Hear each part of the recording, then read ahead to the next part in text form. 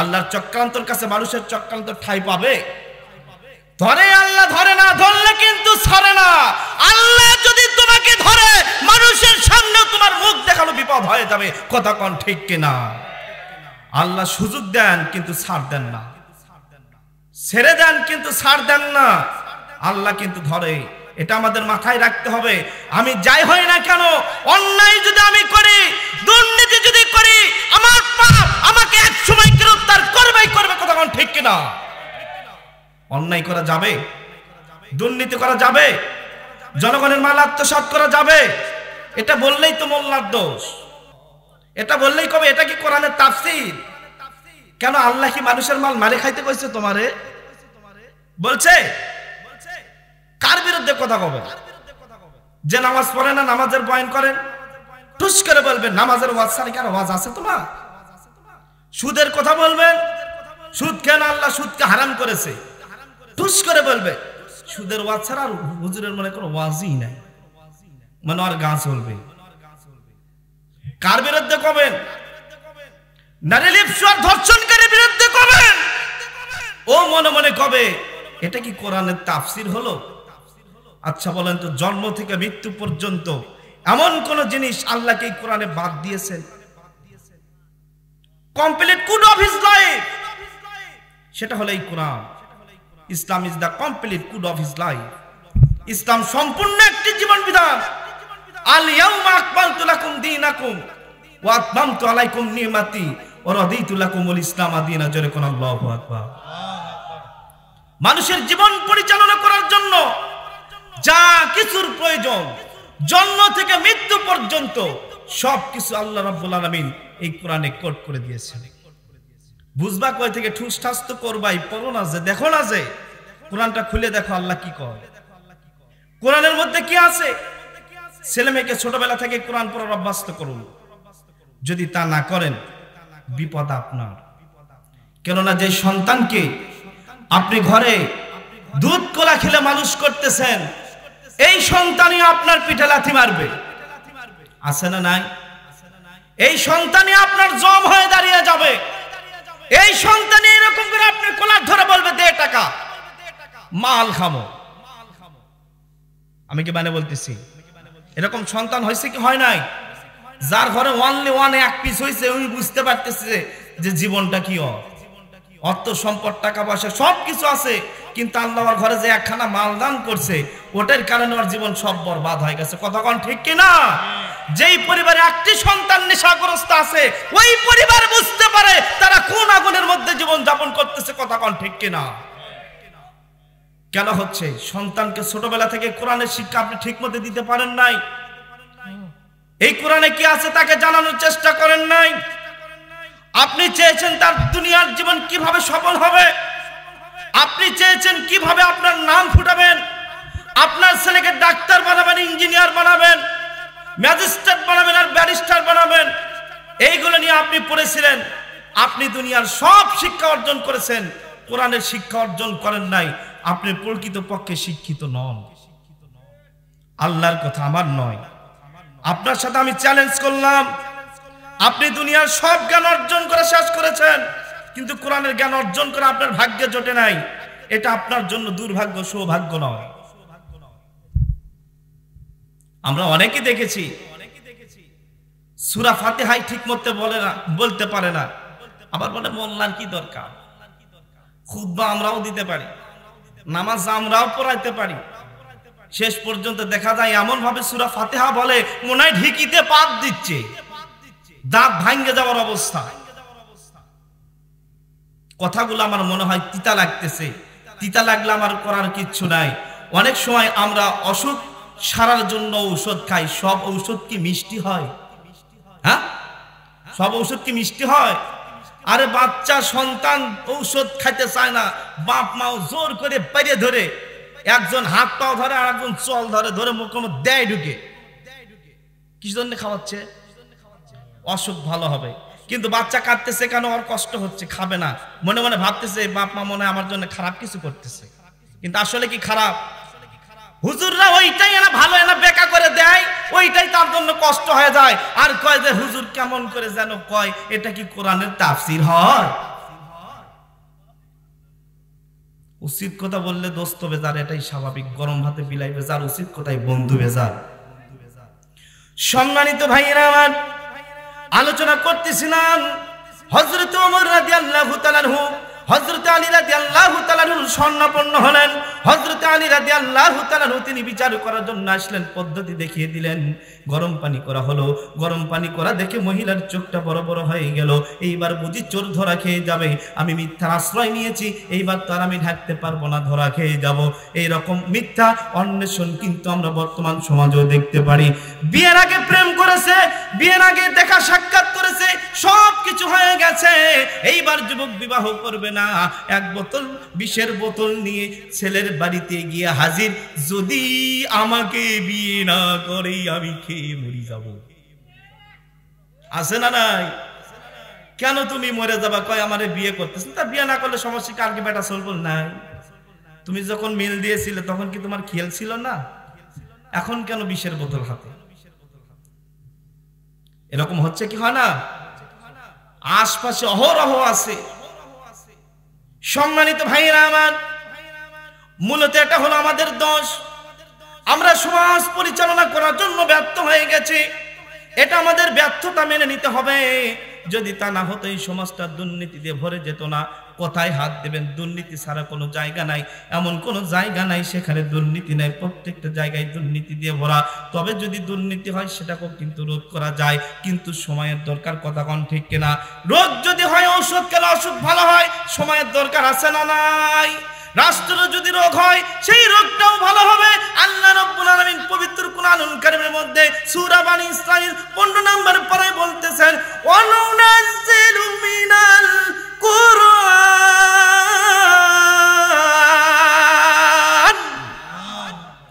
ওয়ানুনাজ্জিলু মিনাল কুরআনি মা হুয়া শিফাউ ওয়া রাহমাতুল লিল মুমিনিন।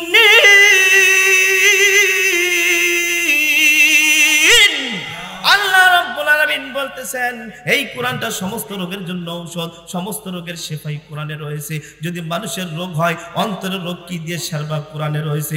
যদি সমাজের রোগ হয়, কি দিয়ে সমাজ থেকে রোগ দূর করবা, দুর্নীতি দূর করবা? কোরআনে আছে। যদি রাষ্ট্র অসুস্থ হয়ে যায়, রাষ্ট্র যদি দুর্নীতিগ্রস্ত হয়ে যায়, কিভাবে দূর করবা? কোরআনের মধ্যে আছে না নাই? হযরত ওমরের দরবারে ধর্ষণের বিচার হচ্ছে, মনে আছে? কোরআন দিয়ে বিচার হবে। দেখবেন কি দেখবেন না? আমি বলেছি কোরআন দিয়ে প্রমাণ দিয়ে যাব, বিচার কেমন করে কোরআন দিয়ে হয়। সম্মানিত ভাইয়েরা আমার, একটু মনোযোগ সহকারে শোনো। হযরত আলী রাদিয়াল্লাহু তাআলা পানি গরম করার জন্য রেডি হয়ে গেল। পানি গরম হয়ে গেল, এই রকম করে কাপড়টা ধরে পানির মধ্যে দিয়ে দিল। পানির মধ্যে যখন দিয়ে দিল, পানির মধ্যে দেওয়ার সাথে সাথে কাপড়টা ভেস্তে গেল, পানিগুলো সাদা হয়ে গেল, কাপড়টা এরকম জমে গেল। এইবার আলী রাদিয়াল্লাহু তাআলা বলতেছে, ও খলিফাতুল মুসলিমিন, এই মহিলা যেই তোমার কাছে বিচার দিয়েছে, এই মহিলা যে তোমার কাছে এই পুরুষের বিরুদ্ধে যে অপবাদ দিয়েছে, এই কথা ঠিক নয়, ঠিক নয়। কেননা গরম পানির মধ্যে যখন কাপড় দিয়ে দিলাম, তখন আমি বুঝতে পারলাম এটা মানুষের কোনো বীর্য নয়, এটা অবশ্যই অন্য কিছু হবে। জোরে জোরে কোন সুবহানাল্লাহ। গরম পানির মধ্যে যদি মানুষের বীর্য দেওয়া হয়, ওটা পানির সাথে মিশে যাবে। আর যদি ডিম ভেঙে যদি পানির মধ্যে দেওয়া হয়, গরম পানির ভিতরে, দেখবেন ডিমের সাদা অংশগুলো জমাট হয়ে যাবে এবং পানির বর্ণগুলো সাদা হয়ে যাবে। সায়েন্স দেখছেন কোথায়? সেই সময় কি বিজ্ঞান পড়েছিল? সায়েন্স পড়েছিল হযরত আলী। ইউনিভার্সিটিতে তিনি পড়েছেন, ডক্টর মাস্টার কোন ডিগ্রি তার ছিল। হযরত আলী রাদিয়াল্লাহু তাআলা বললেন, খলিফাতুল মুসলিমিন, এখানে আমি যা দেখতে পেলাম এটা মানুষের বীর্য নয়, অবশ্যই অন্য কিছু। এবার মহিলারা আপনি শক্ত করে ধরেন। এবার ওমর রাদিয়াল্লাহু তাআলা বলতেছেন, এই মহিলা, দুশ্চরিত্রা মহিলা, এতক্ষণ ধরে তুমি বড় বড় কথা বলেছো, বড় বড় গলায় আমার সামনে তুমি লেকচার দিয়েছো। চোরের মায়ের ডাঙ্গর গলা একটা প্রবাদ আছে না নাই আমাদের বাংলায়? চোরের মায়ের ডাঙ্গর গলা আছে না নাই? দেখবেন যে অপরাধী এমন ভাবে গলা ফাটাইয়া কথা বলবে, অপরাধ স্বীকার করতেই যাবে না, মনে হবে ওর চাইতে ভালো মানুষ 2-4 এলাকার মধ্যে আর একটাও নাই। প্রত্যেকটা এলাকাতেই এরকম কিছু লোক আছে, তাদের গোলাবাজি দেখবেন এমন, ওদের সামনে আপনি ভালো মানুষ কথা বলতে গিয়ে অপমান হয়ে আসতে হবে, অন্যায় না করেও। এমন কিছু চাপাবাজ লোক সমাজে আছে না? না, এমন গলার সাউন্ডটা কিছু না থাকলেও চাপা আছে, আর চাপার ভয়ে মানুষ তার সামনে কথা বলতে ভয় পায়, জানেই যে ওর সাথে কথা বললে ওই যে শাড়িতে আছে ওই শাড়িতে আমাকেও নামিয়ে দিবে। এই জন্য একটা কথা আছে যে মূর্খের সাথে কখনো তর্কে জড়াবেন না, মূর্খের সাথে কখনো তর্কে জড়াবেন না। মূর্খের সাথে তর্ক করলে ওই যেই লেভেলের ওই লেভেলে আপনাকে নামিয়ে ছাড়বে। এর জন্য ওর থেকে সতর্ক থাকা দরকার। আর এর জন্য ওর কি শাস্তি আছে না নাই? আসেন আমরা কোরআনের দিকে যাই, আল্লাহ কি কয়। আল্লাহ রাব্বুল আলামিন বলেন, যেই ব্যক্তি জুলুম করে, মানুষের উপর অন্যায় করে, মানুষকে অন্যায় ভাবে যারা কষ্ট দেয়, আল্লাহ রাব্বুল আলামিন বলেন তাদের জন্য জাহান্নামের সর্বনিম্ন স্তরে জায়গা। আল্লাহ রাব্বুল আলামিন কুরআনুল কারীমের মধ্যে বলতেছেন, মুনাফিক যারা হবে জাহান্নামের সর্বনিম্ন স্তরে তাদের জন্য জায়গা। তাহলে এমন মানুষগুলো দেখে আমাদের আসলে সরে থাকা দরকার, যে নিজের মানটা ঠিক রাখতে হইলেও তাদের থেকে আমাদের সরে থাকতে হবে। হযরত আলী রাদিয়াল্লাহু তাআলা আনহু, হযরত ওমর রাদিয়াল্লাহু তাআলা আনহুকে বলতেছেন বিচার করেন। ওমর রাদিয়াল্লাহু তাআলা আনহু তাকে ধরলেন, দুশ্চরিত্রা মহিলা, তুমি সত্য করে বলো তোমার কাছে যা পাইলাম এটা কি? মহিলা চোখের পানি ছেড়ে দিয়ে বলতেছে, আমিরুল মুমিনিন খলিফাতুল মুসলিমিন, এতক্ষণ পর্যন্ত আমি যা নাটক করেছিলাম সবকিছু তো ভেস্তে গেল। আপনার কাছে আমার মনের কথা বলি, আমি আপনার কাছে যে কথাটা বললাম এই কথাটা আমি এই জন্য বলেছি, ওই যুবককে আমার পছন্দ হয়, তাকে আমি বিবাহ করতে চাই, এই জন্য আমি তাকে প্রস্তাব দিয়েছি, আমার প্রস্তাব প্রত্যাখ্যান করেছে। আর প্রস্তাব প্রত্যাখ্যান করার জন্য আমি মিথ্যা ষড়যন্ত্র করেছি, মিথ্যা নাটক সাজিয়েছি। যদি মিথ্যা নাটক না সাজাই তাহলে আমি তাকে তো আর পাচ্ছি না। ওমর রাদিয়াল্লাহু তাআলা বলতেছেন, তুমি যে মিথ্যা নাটক করলে, মিথ্যা অপবাদ দিলা, এর জন্য শাস্তি কি আছে তুমি কি জানো? ও মহিলা, আমার কাছ থেকে তুমি ছাড় পাবা না। আমি ওমর আমার নিজের সন্তানকে পর্যন্ত আমি ব্যত্রাঘাত করেছি, আমার নিজের সন্তানকে পর্যন্ত আমি ব্যত্রাঘাত করতে করতে দুনিয়া থেকে বিদায় করে দিয়েছি, আমার নিজের সন্তানকে পর্যন্ত আমি খাতির করি নাই। হযরত ওমর রাদিয়াল্লাহু তাআলা আনহুর একজন পুত্র ছিল, এই পুত্র তিনি মদ্যপান করতেন, কিন্তু আরেক হাদিসে বলা হয়েছে মদ্যপান করতেন না, তিনি 3 দিনের বাসি খেজুরের রস খেয়েছিলেন। এই 3 দিন পর খেজুরের রসগুলো একটা দুর্গন্ধযুক্ত হয় এবং ওটা খেলে মানুষ মাতাল হয়ে যায়, নিঃশব্দ হয়ে যায়। হযরত ওমর রাদিয়াল্লাহু তাআলা আনহুর পুত্র তিনি ওই মদ্যপান করেছিলেন, আসলে সেটা মদ নয়, 3 দিন পরে ওই খেজুরের রসটা পান করেছিলেন। এরপর তার শরীরের মধ্যে অ্যাকশন হচ্ছিল, তিনি অ্যাকশন হওয়ার পর একটু মাতলামি করলো। মানুষ ডাক দিয়ে বলে, খলিফা তোমার সন্তান তোমার ঘরে মানুষ হয়েছে, তুমি একজন খলিফা, মুসলমানদের একজন নেতা, তোমার সন্তান কি করে নিষাক্ত হয়, নিষাক্ত বস্তু পান করতে পারে? ও খলিফা, তোমার সন্তানকে তো তুমি ঠিক করতে পারো নাই, তুমি সমাজের মধ্যে মানুষের সন্তানকে কিভাবে ঠিক করবা, মানুষের চরিত্র কিভাবে ঠিক করবা, তুমি সমাজকে কিভাবে বিনির্মাণ করে সুখ শান্তি ফিরিয়ে আনবা? ও খলিফাতুল মুসলিমিন ওমর, তোমার সন্তান নেশা করেছে, পাগলামি করতেছে, মাতলামি করতেছে, তুমি কি খেয়াল করেছো নাকি? হযরত ওমর রাদিয়াল্লাহু তাআলা বলতেছেন, কেন কি হয়েছে? আমার সন্তানের বিরুদ্ধে এমন বিচার কেন হচ্ছে? বলতেছে, খলিফা ওই যে দেখো তোমার সন্তান, এখান থেকে তাকিয়ে দেখো তোমার ছেলে কি করতেছে। ওমর রাদিয়াল্লাহু তাআলা তিনি তাকিয়ে দেখলেন তার সন্তানটা মাতলামি করলে যেমন হয়, ওই যে কাপড়গুলো খুলে খুলে একা একাই নাচানাচি করতেছে মরুভূমির মধ্যে। ওমর রাদিয়াল্লাহু তাআলা তিনি দেখে ফেললেন তার ছেলে মাতলামি করতেছে, ছেলেকে ধরে আনলেন তার কাছে, মুখের কাছে মুখ লাগিয়ে দিলেন, দেখতে পেলেন মুখের মধ্যে দুর্গন্ধ। মানুষ যখন নেশা করে দুর্গন্ধ আসে না নাই? বেশি নেশা করা লাগবে না, কবির বেরিয়ে আজিজ বেরি খাইয়ে বইয়ের সামনে গিয়ে করে দেখেন আপনার অবস্থা কি হয়, গন্ধ আছে না নাই? যারা বিড়ি খায় ওদের সাইডে নামাজ পড়াও মাঝে মাঝে বিপদ হয়ে যায়, কথা কোন ঠিক কিনা?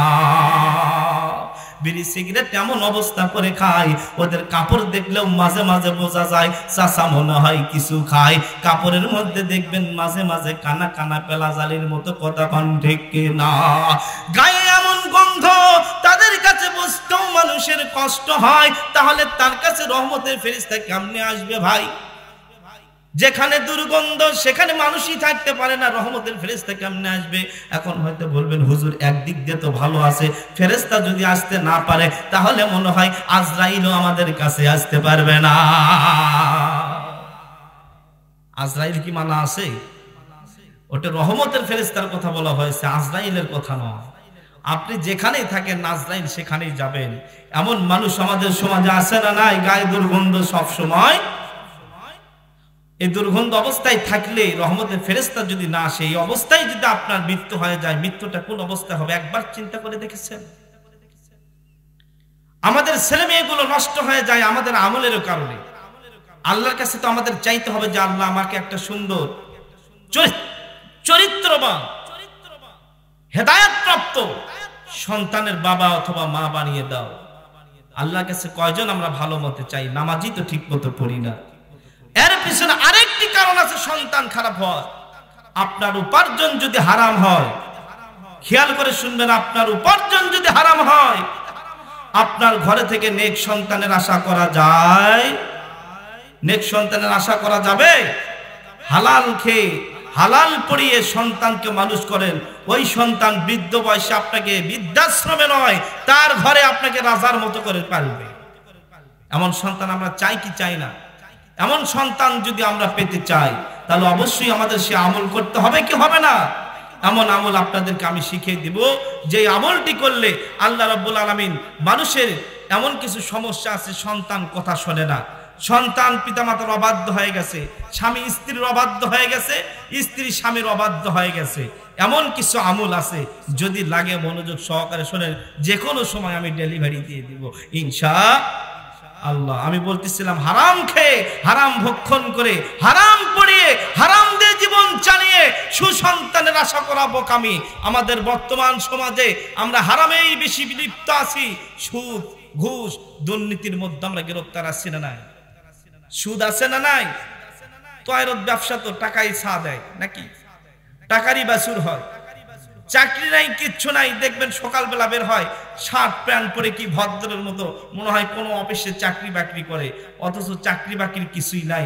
সারাদিন পো করে ঘুরতেছে, চা 2-3 কাপ 4 কাপ 5 কাপ ঘন্টা ঘন্টায় মারতেছে যখন যেখানে সময় পায়। অথচ দেখবেন আরেকজন মানুষ সকাল থেকে সন্ধ্যা পর্যন্ত মাথার ঘাম পায়ে ফেলে কামাই রোজগার করে, তারপরেও ওর ঘরে অভাব ফুরায় না, তারপরেও ভালো কিছু খাইতে পারে না, পড়তে পারে না, লাট সাহেবের মতো ঘুরতে পারে না। আর কাজ নাই, কাম নাই, চাকরি নাই, বাকরি নাই, কিচ্ছু নাই, অথচ লাট সাহেব ওর কাছে ফেল হয়ে যায়। আছে না নাই? আসলে তার ব্যবসা কি? দাদন ব্যবসা। কি সুন্দর না? আছে না নাই? সুদ খাওয়া হালাল না হারাম? বেশি কইতে গেলে তো আবার মোল্লার দোষ হয়ে যাবে। কবে এটাও কি কোরআনে আছে? এটাও কোরআনে আছে। আহাল্লাল্লাহুল বাইয়া ওয়া হাররামার রিবা। আল্লাহ রাব্বুল আলামিন বলেন, তোমাদের জন্য আমি ব্যবসাকে হালাল করে দিলাম আর সুদকে হারাম করে দিলাম। আজকে তো আমরা সুদকেও একটা ব্যবসা মনে করি, বিশিষ্ট দাদন ব্যবসায়ী। বিশ্বাস করেন, এই অর্থ দিয়ে আপনার সংসারে রহমত বরকত আসবে না। শেষ বেলায় আপনার সন্তানের লাথি আপনার পিঠে পড়বে, সন্তানের খেদমত আপনি পাবেন না, বৃদ্ধাশ্রম আপনার জায়গা হবে, সন্তানের ঘরে জায়গা হবে না। যদি সন্তানের খেদমত সেবা পেতে চান, সন্তানকে হালাল খাওয়ান, হালাল পড়ান, হারামের মধ্যে দিয়ে সংসার চালান, এর মধ্যে আল্লাহর শান্তি আসবে। যেরকম সুবহানাল্লাহ। হযরত ওমর রাদিয়াল্লাহু তাআলা তার নিজের সন্তানকে বিচার করতেছেন, নিজের সন্তান মদ্যপান করেছেন, মদ্যপান করার জন্য শাস্তি হলো 80টি বেত্রাঘাত করা। হযরত ওমর রাদিয়াল্লাহু তাআলা তিনি নিজের সন্তানকে নিজে বেত্রাঘাত করলেন না। হয়তোবা মানুষ ভাববে তার নিজের সন্তান, সে আস্তে আস্তে বেত্রাঘাত করবে, এই জন্য সুযোগ নিচ্ছে যেন সন্তানের ক্ষতি কম হয়।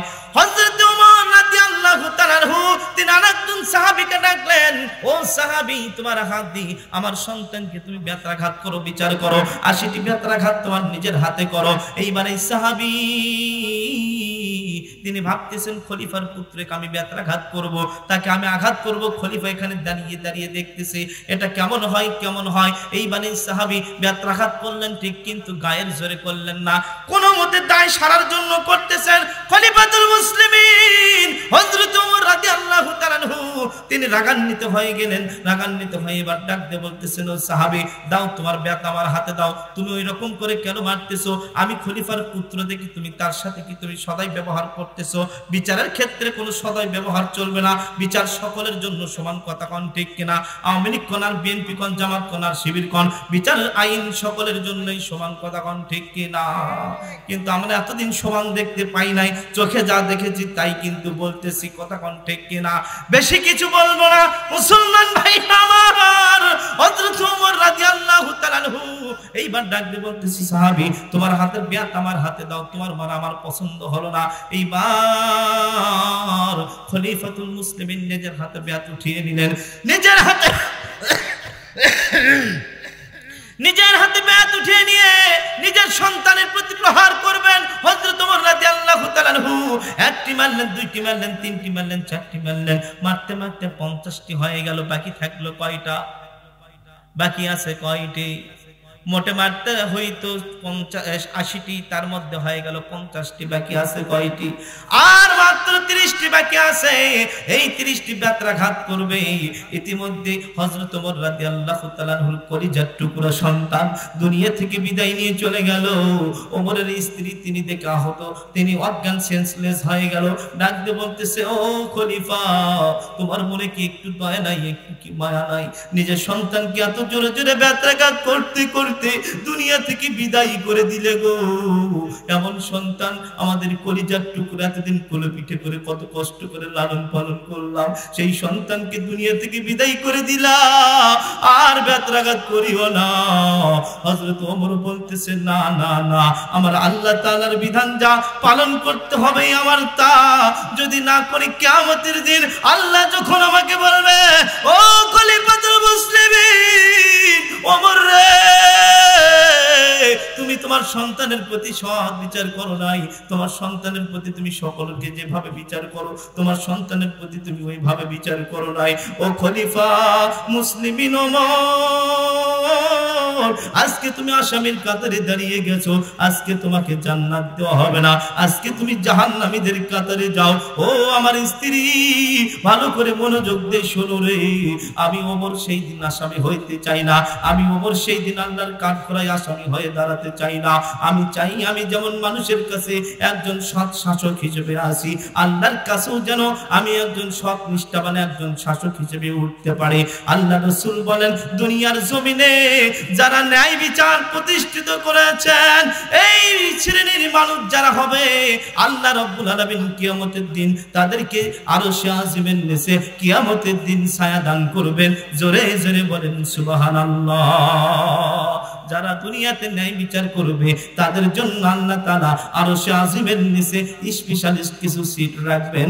যেই দিন আল্লাহ রাব্বুল আলামিনের ছায়া ছাড়া কোনো ছায়া থাকবে না, সেই দিন রব্বুল আলামিন তাদেরকে ডেকে ডেকে তার কাছে বসিয়ে দিবেন। জোরে জোরে বলুন সুবহানাল্লাহ।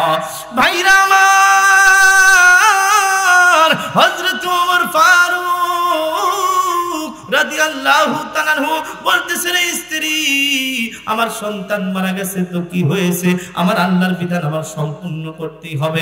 এবার তার পুত্রের কাফন দাফন সম্পূর্ণ হয়ে গেল, কবর দেওয়া হয়ে গেল।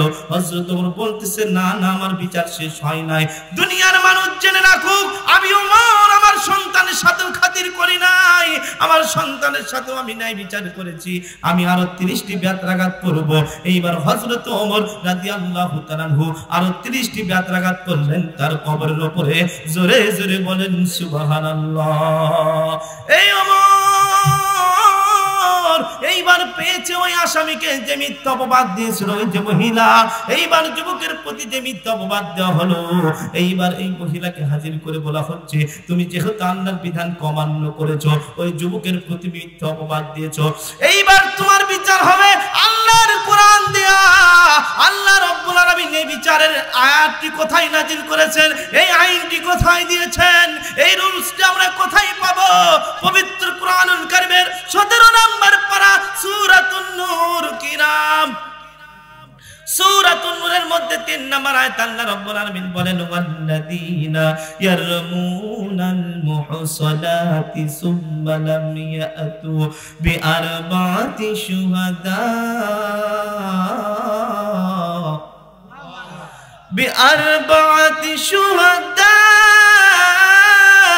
ফাজলিদুহুম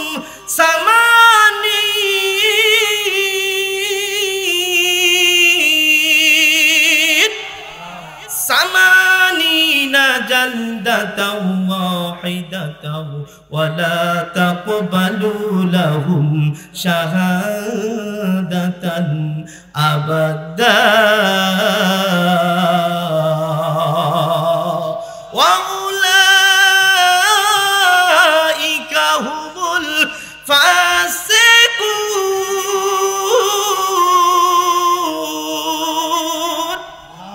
আল্লাহ রাব্বুল আলামিন বললেন যখন কোন মানুষ, যখন কোন পুরুষ, যখন কোন মহিলা কোন মানুষের উপরে মিথ্যা একটা অপবাদ চাপিয়ে দিবে, আর সেটার জন্য যদি 4 জন সাক্ষী হাজির করিতে না পারে, কয়জন সাক্ষী? 4 জন সাক্ষী যদি হাজির করিতে না পারে রে মুসলমান, আল্লাহ রাব্বুল আলামিন বললেন তার জন্য তোমরা 80টি করে বেত্রাঘাত করো। কয়টি? 80টি বেত্রাঘাতের কথা বলা হলো। যদি কারো উপর মিথ্যা অপবাদ দেয়, ওমর রাদিয়াল্লাহু তাআলা বলতেছেন যেহেতু তুমি ওই যুবকের প্রতি মিথ্যা অপবাদ দিয়েছো, মিথ্যা আরোপ করেছো, এইবার তোমাকে আল্লাহর বিধান অনুযায়ী 80টি বেত্রাঘাত করতেই হবে, তা না হলে আল্লাহর বিধান আমি ওমর জমিনে কায়েম করতে পারবো না। ওমর রাদিয়াল্লাহু তাআলা তিনি 80টি বেত্রাঘাত করলেন মহিলার উপরে। জোরে জোরে কোন আল্লাহু আকবার। হযরত ওমর রাদিয়াল্লাহু তাআলা যে বিচার করলেন, আল্লাহর জমিনে আল্লাহর আইন প্রতিষ্ঠিত করলেন। এমন আল্লাহর আইন যদি আল্লাহর জমিনে প্রতিষ্ঠিত থাকতো, তাহলে আমাদের সমাজে চোর যারা ছিল তাদের হাত থাকতো নাকি? শেষরা চোর যাদের, তাদের হাতের কথা বলি নাই, যারা কলম ঘুরিয়ে সেকেন্ডের মধ্যে, মিনিটের মধ্যে লক্ষ কোটি কোটি টাকা জনগণের আত্মসাৎ করেছে, এমন চোর যারা আছে তাদের হাত থাকতো। বড় বড় গ্যাজেট প্রাপ্ত অফিসার যারা, সরকারি বড় বড় কর্মকর্তা এবং রাজনৈতিক লিডার যারা হাজার হাজার কোটি কোটি টাকা বাংলাদেশ থেকে যারা পাচার করেছে, এমন ভিআইপি লোকগুলোর হাত কি তাদের সাথে থাকতো নাকি? তাদের বডিতে হাত থাকতো না। কিন্তু আল্লাহর বিধান বাস্তবায়ন নাই বলেই বাংলাদেশের হাজার হাজার কোটি কোটি টাকা বাহিরের দেশে চলে যায়। বাংলাদেশের মানুষের অধিকার থেকে মানুষ বঞ্চিত হয়, ন্যায় বিচার মানুষ পায় না। টাকা দিয়েও কিন্তু বিচার কেনা বেচা হয়। কথা কোন ঠিক কিনা? পাই না। দুনিয়ার জমিনে বেঁচে থাকতে হলে সৎ বিচার, ন্যায় বিচার প্রতিষ্ঠিত করার দরকার আছে না নাই? আপনি নামাজ পড়েন, হজ করেন, আপনি কুরবানি করেন, আপনি রোজা রাখেন, সবই করেন, কিন্তু আপনি আল্লাহর দ্বীনকে সমুন্নত করার জন্য কাজ করেন না। আল্লাহর জমিনে আল্লাহর বিধানকে বাস্তবায়ন করার জন্য কাজ করেন না। আপনার নামাজ, আপনার রোজা, আপনার হজ, আপনার যাকাত কোনো কাজেই আসবে না। এই কোরআনুল কারীমের মধ্যে 6666 আয়াত মতান্তরে 6236টি আয়াত আছে। এই আয়াতের মধ্যে যদি একটি আয়াতকে যদি আমরা কখনো অস্বীকার করি, তাহলে আমাদের ঈমান কিন্তু থাকবে না। সম্মানিত ভাইরা আমার, আল্লাহর বিধান মানুষের জন্য শান্তি নিশ্চিত করেন। আল্লাহর জমিনে আল্লাহর বিধানকে যারা সমুন্নত করতে চান না, আল্লাহর দরবারে কিন্তু তাদের বিচার হবে। আল্লাহ রাব্বুল আলামিন বলেন, যারা অন্যায়কে সাপোর্ট করে, মিথ্যাকে যারা সাপোর্ট করে, এই ব্যক্তিরাও মিথ্যা এবং অন্যায়ের ভাগীদার হবে। যদি কাউকে নেতা বানায়, আর নেতা যদি অন্যায় করে, যদি নেতা দুর্নীতি করে, চুরি করে খায়, মেরে খায়, ধরে খায়, এর শাস্তি কিন্তু যেই ব্যক্তি তাকে সাপোর্ট করেছিল নেতা হওয়ার জন্য, তাকেও কিন্তু এর ভাগীদার হইতেই হবে। ভাইরা আমার, যেহেতু আজকে মসজিদের মাহফিল, এই মসজিদের মাহফিল আমাদের জন্য ভূমিকা কি, এর জন্য আমাদের লাভ কি? আল্লাহ রাব্বুল আলামিন বললেন, ওমান আহসানু কাওলাম মিম্মান দাআ ইলাল্লাহি ওয়া আমিলা সালিহান ওয়া ক্বালা ইন্নানি মিনাল মুসলিমিন। আল্লাহ রাব্বুল আলামিন বলেন দুনিয়ার জমিনে তার কথার চাইতে কার কথা আর উত্তম হইতে পারে? যেই ব্যক্তি বলে আমি ঈমান এনেছি, এবং যেই ব্যক্তি বলে আমি ঈমান এনেছি এবং সৎকর্মশীলদের একজন, আত্মসমর্পণকারীদের মধ্যে আমি একজন। আল্লাহ রাব্বুল আলামিন বলেন তাদের চাইতে আর কার কথা সত্য হইতে পারে? যারা আল্লাহর পথে ডাকে। আল্লাহর পথে যারা ডাকে তারা হলো আলেম দ্বীন। আল্লাহর পথে যারা ডাকার জন্য সাহায্য করে তারা হলো সাধারণ মানুষ। আলেমরা মানুষকে আল্লাহর পথে ডাকবে, আর এদেরকে সহযোগিতা করবে কারা? যারা এর জন্য সহযোগিতা করতেছে। যেমন আজকে এখানে আলেমেরা দ্বীনের কথা, কোরআনের কথা, হাদিসের কথা বলবে। এখানে চাইলেই কিন্তু বলা যাবে না, বলার জন্য কিন্তু ব্যবস্থা এখানে করতে হয়েছে। কথা কোন ঠিক কিনা? এই ব্যবস্থা যদি আজকে করা না হতো তাহলে কি আজকে এখানে মাইক বাজানো সম্ভব হতো? আলেম ওলামা কানা কি সম্ভব হইতো? যারা যারা সহযোগিতা করেছে, আল্লাহ রাব্বুল আলামিন বলেন যারা আলোচনা করতেছে, যারা প্রচার করতেছে, আর যারা সহযোগিতা করতেছে, উভয়ের জন্যই সওয়াব সমানভাবে লেখা হবে। যেরকম সুবহানাল্লাহ, সুবহানটা যদি ভালো না হয়, ফ্যাক্টরি থেকে যেটা ডেলিভারি হবে ওটা কি ভালো আশা করা যায় নাকি? আমার ভাইরা, আমি তাদের উদ্দেশ্যে বলতে চাই, মহিলাদের জন্য আল্লাহ রাব্বুল আলামিন পুরুষের চাইতে জান্নাত পাওয়া সহজ করে দিয়েছেন। সুবহানাল্লাহ বলবেন না? পুরুষের চাইতে মহিলাদের জন্য জান্নাত পাওয়া সহজ। মাত্র 4টি কাজের জন্য আল্লাহ রাব্বুল আলামিন তাদেরকে আদেশ করেছেন যে 4টি কাজ করলেই তাদের জন্য আল্লাহ রাব্বুল আলামিন জান্নাত দিয়ে দিবেন। সুবহানাল্লাহ বলবেন না? সম্মানিত ভাইরা আমার, আল্লাহ রাব্বুল আলামিন বললেন মহিলারা যদি 4টি কাজ করতে পারে তাহলে তাদের জন্য জান্নাত, আর যদি 4টি কাজ করতে না পারে তাদের জন্য জাহান্নাম। যত সহজে জান্নাত পাওয়া যাবে তত সহজে আবার জাহান্নাম। আল্লাহ রাব্বুল আলামিন প্রথম স্টেপ দিয়ে দিলেন, কোন মহিলা যদি নাম্বার 1 যদি নামাজ ঠিক রাখে, কি ঠিক? জোহরের আসরের সাথে কাজে পড়বে, কাজ করতে করতে কথা কোন ঠিক কিনা? তাহলে কি হবে নাকি? আল্লাহ রাসূল সাল্লাল্লাহু আলাইহি সাল্লাম বলেছেন যে ব্যক্তি ওয়াক্ত মতো নামাজ পড়ে ওই ব্যক্তির নামাজ হলো সবচাইতে উত্তম। কোন সুবহানাল্লাহ। বেশিরভাগ মহিলারা নামাজ কাজা করে, এক নামাজ আরেক নামাজের সাথে পড়ে, এত কাজের চাপ। আল্লাহ রাব্বুল আলামিন বললেন তারা নামাজের হেফাজত করবে। নামাজের হেফাজত বলতে কি বোঝায়? যখন যেই ওয়াক্ত চলে আসে সেই ওয়াক্তের নামাজ সেই সময়ই পড়তে হবে। কথা কোন ঠিক কিনা? প্রথমে তারা নামাজের হেফাজত করবে, 2 নাম্বার তারা হলো তাদের সতীত্বের হেফাজত করবে, অর্থাৎ পর্দা করবে। পর্দা করা মহিলাদের জন্য ফরজ না করজ? ফরজ না করজ? আমরা তো ফরজ নয় করজ বলেই মনে হয় মানি। যদি ফরজ হইতো তাহলে আজকে বাহিরে মহিলাদের অবস্থা এমন হইতো না।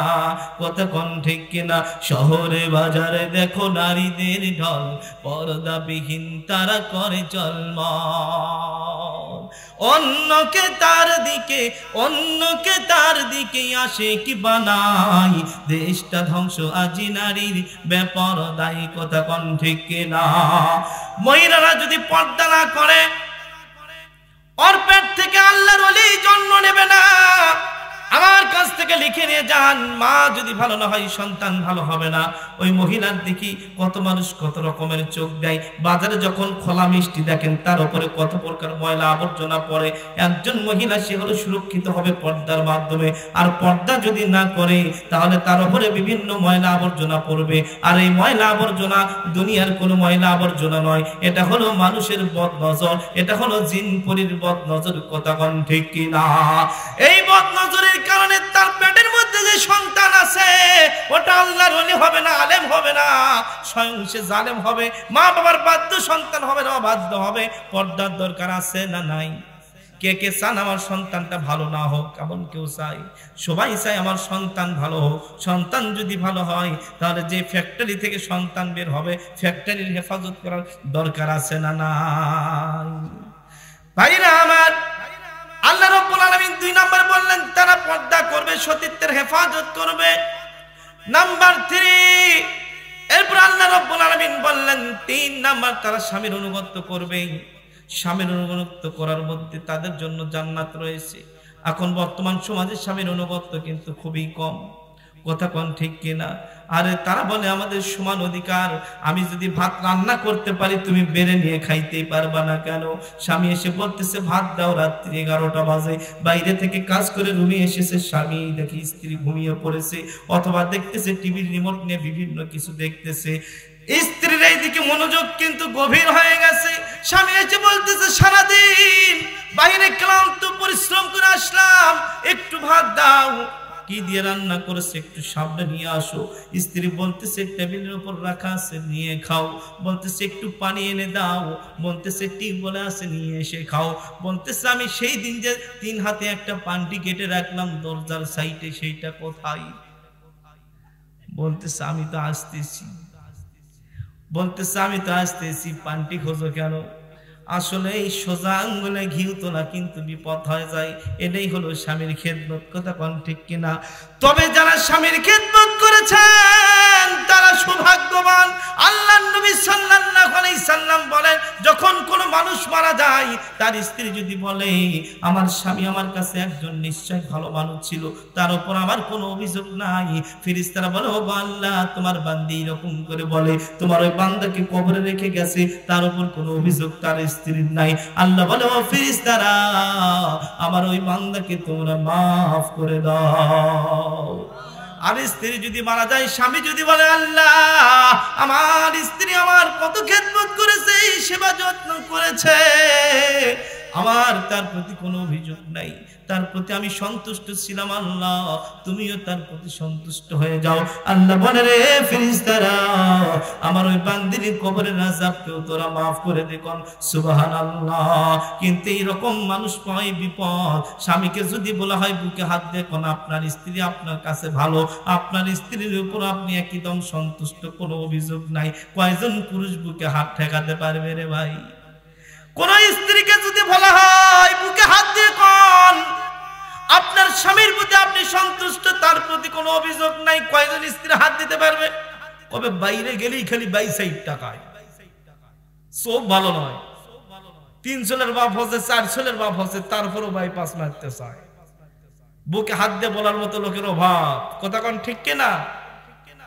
স্বামীর খেদমত করেছেন আম্মা জান আয়েশা সিদ্দিকা রাদিয়াল্লাহু তাআলা আনহা, আম্মা জান আয়েশা সিদ্দিকা রাদিয়াল্লাহু তাআলা আনহা তিনি এইবার বলতেছেন আমার রাসূলুল্লাহ সাল্লাল্লাহু আলাইহি ওয়াসাল্লাম কি কই এতক্ষণ লাগে কি জন্য, কটা বাজে?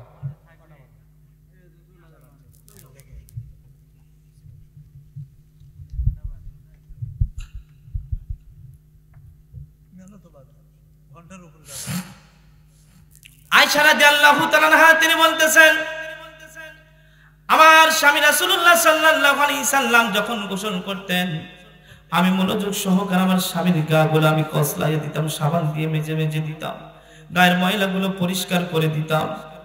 আল্লাহর নবী সাল্লাল্লাহু আলাইহি ওয়াসাল্লাম তিনি বলেন আমি যখন গোসল করতেছিলাম জলচকির উপরে ছিলাম, জলচকির উপরে বসা, জলচকির পায়া আছে না নাই, আল্লাহর নবীর স্ত্রী পিছন থেকে রাসূলুল্লাহর পিঠের ময়লাগুলো পরিষ্কার করে দিচ্ছিলেন, সাবান দিয়ে দিচ্ছিলেন। আল্লাহর নবী মনোযোগ সহকারে কি আরাম যেন পাচ্ছিলেন, চক্ষুটা বন্ধ করে তিনি গা কসলাইয়া নিচ্ছিলেন। মানুষ যখন আরেকজন মানুষের গায়ে হাত দেয় কসলায় দেয় তখন কিন্তু মজা পাওয়া যায়।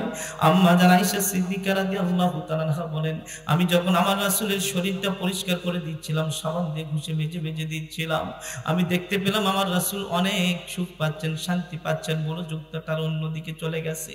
এই মুহূর্তে আমি আমার পাটা একটু নড়ালাম আল্লাহ রাসূল সাল্লাল্লাহু আলাইহি সাল্লামের এক সাইড থেকে আরেক সাইডে যাওয়ার জন্য। আমি দেখতে পেলাম আল্লাহ রাসূল যখন একটু আলোক হলেন আর জলচকির পায়টা একটু আলোক হয়ে গেল, জলচকির পায়ের নিচে আমার পায়ের নখটা ঢুকে গেল। আল্লাহ রাসূল বসে পড়লেন, জলচকির পাটা আমার পায়ের নখের উপর পড়ে পায়ের নখটা ফেটে গেল, নখ দিয়ে রক্ত ঝরতেছে, রক্ত পড়তেছে।